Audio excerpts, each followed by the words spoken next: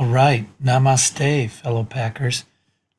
We've got a great start here to Unit 2, just going over some of the real basics of the vocabulary that we're going to need to kind of master the story of the American Revolution, one of the more unique stories in American history. We've got a really cool picture here that we're going to take a closer look at later in the unit, but this is an artist's depiction of one of the more famous battles in the American Revolution, and that perhaps is George Washington. But let's stick here with our focus, which is the vocabulary words. Now, of course, if you're watching this, it means you probably also have a paper document or a digital document where you can kind of fill in the blanks here and use these words.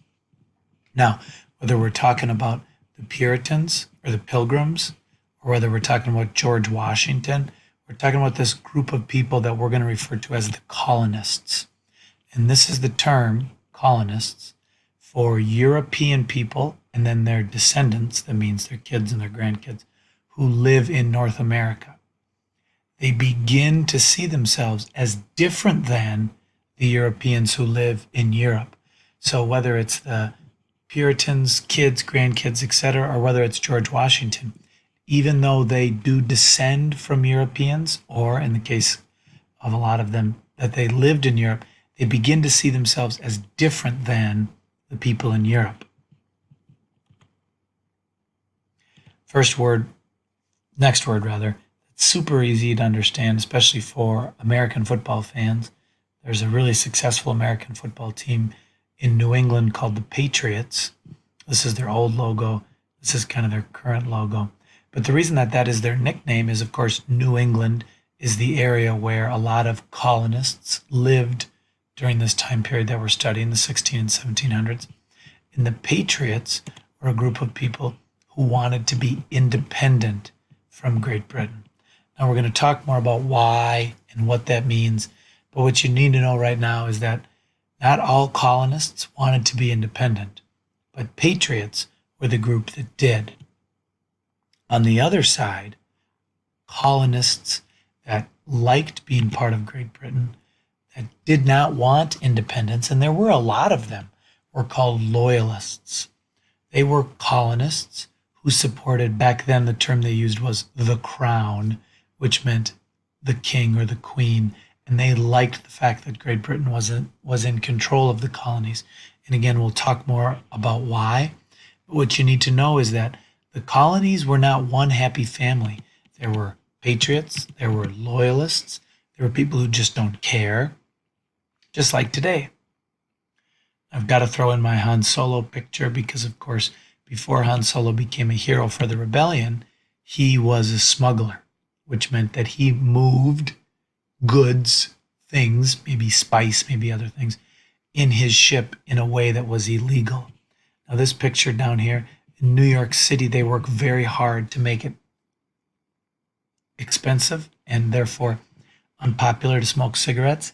So it's very common people drive to other states to buy cigarettes and then resell them. Both of these are examples of smuggling.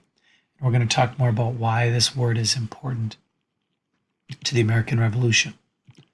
Here we have the judge from the movie The Crucible. Here we have our desk friend, Sonia Sotomayor. They're both examples of judges.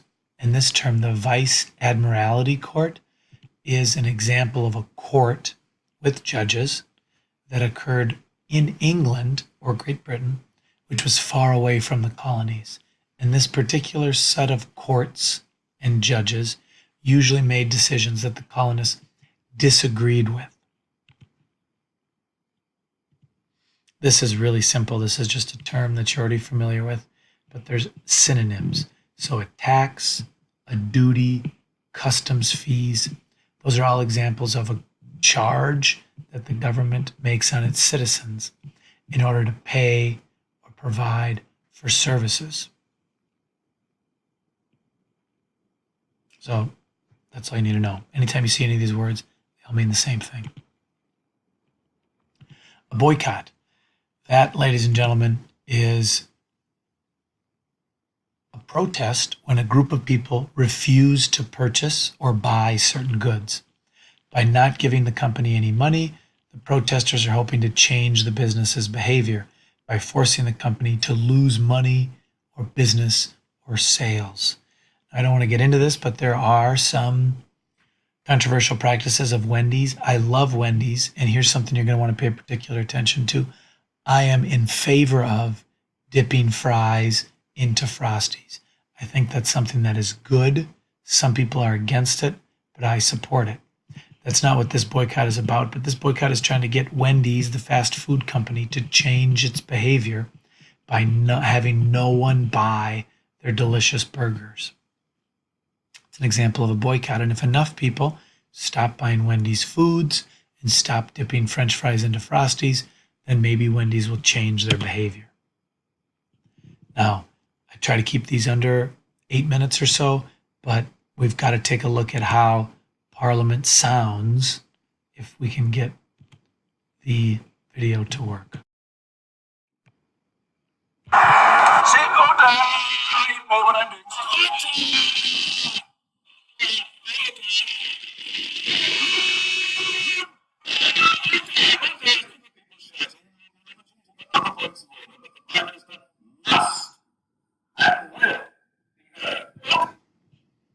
That guy says order very funny.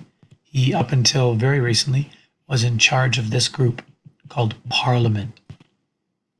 Parliament is simply the British group that makes the laws for all of Great Britain, including its colonies.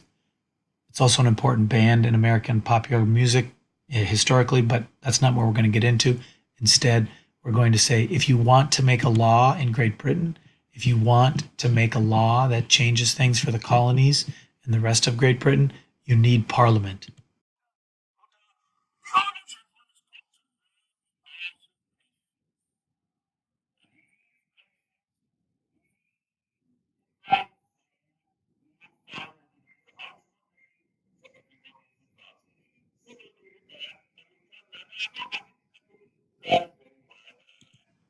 He's a crazy guy and he sounds funny. I like him. I'm not making fun of him.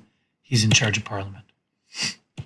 Another word that's just very simple, we just need to know what it means. An act is a specific kind of law. So we're going to talk about a lot of acts.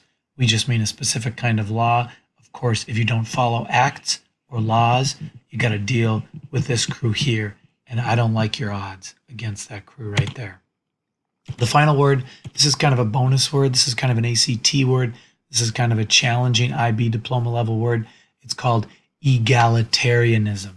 And that's believing in the principle that all people are equal and deserve equal rights. And here's the key if you want to get really specific with it. The word egalitarianism really focuses on this word, opportunities, right? So just because everybody is equal doesn't mean that everybody has equal opportunity.